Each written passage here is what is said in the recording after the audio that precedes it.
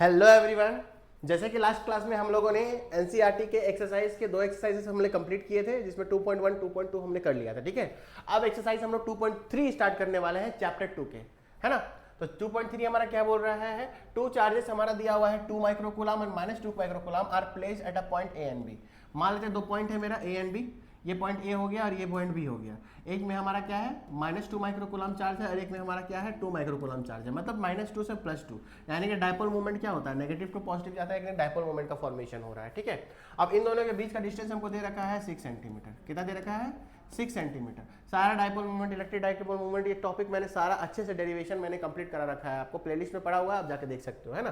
तो electrostatic potential bye जैसर आप search करोगे तो आपका पोटेंशियल वाला टॉपिक आ जाएगा। ठीक है, तो 6 सेंटीमीटर इन दोनों के बीच का डिस्टेंस है। ठीक है, अब क्या बोल रहा है, इक्विपोटेंशियल सरफेस हमको बताना है एट द सिस्टम। देखिए, इक्विपोटेंशियल सरफेस जब मैंने टॉपिक पढ़ाया था तो मैंने क्या बोला, सरफेस जहां पर सभी पॉइंट पे पोटेंशियल क्या हो, सेम हो। तो इस कंडीशन में पोटेंशियल कहां सेम होगा बताइए, तो इस पॉइंट पे पोटेंशियल एग्जैक्ट इसके मिड में सेम होगा, क्योंकि दोनों हमारे इक्वल मैग्नीट्यूड के चार्जेस है बट ऑपोजिट इन नेचर है। ठीक है, तो इस कंडीशन में इसके जस्ट सेंटर पे हमारा पोटेंशियल जो होगा वो क्या होगा, सेम होगा, क्योंकि सेंटर पे ही दोनों का फोर्सेस एक दूसरे पे क्या लगेगा, इक्वल लगेगा, यानी कि एग्जैक्ट सेंटर पे, यानी कि यहां से यहां तक का डिस्टेंस कितना हो जाएगा 3 सेंटीमीटर। ठीक है, और यहां से यहां तक का डिस्टेंस हमारा कितना हो जाएगा 3 सेंटीमीटर। तो सेंटर पे इसका पोटेंशियल हमारा क्या निकलेगा, सेम निकलेगा।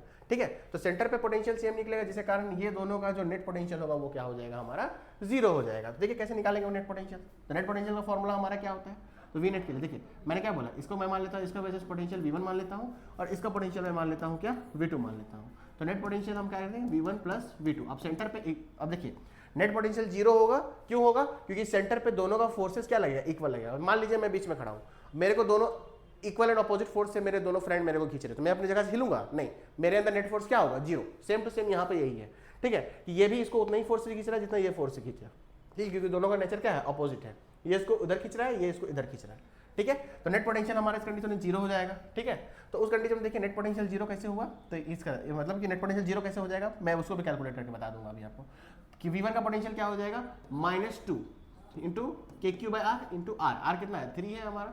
ठीक है, एंड प्लस अब ये हमारा क्या हो जाएगा, देखिए तो अभी ये हमारा क्या हो जाएगा, एक सेकेंड, हाँ नेट पोटेंशियल में 0 ही प्रूफ कर देता हूँ। ठीक है, अब प्लस में यहाँ हमारा क्या हो जाएगा, K इंटू Q हमारा कितना दिया, 2 माइक्रोकूलम दे रखा है, 2 माइक्रोकूलम। ठीक है, 2 माइक्रोकूलम और डिवाइडेड में R हमारा कितना हो जाएगा, ये हो जाएगा। तो 2 से 2 कट गया हमारा, K से K कट गया और 2 से 2 कट गया, 3 से 3, मतलब पूरा कट के हमारा क्या होगा, नेट पोटेंशियल 0 आ जाएगा। ठीक है, ये हमारा नेट पोटेंशियल क्या हो गया, 0 हो गया।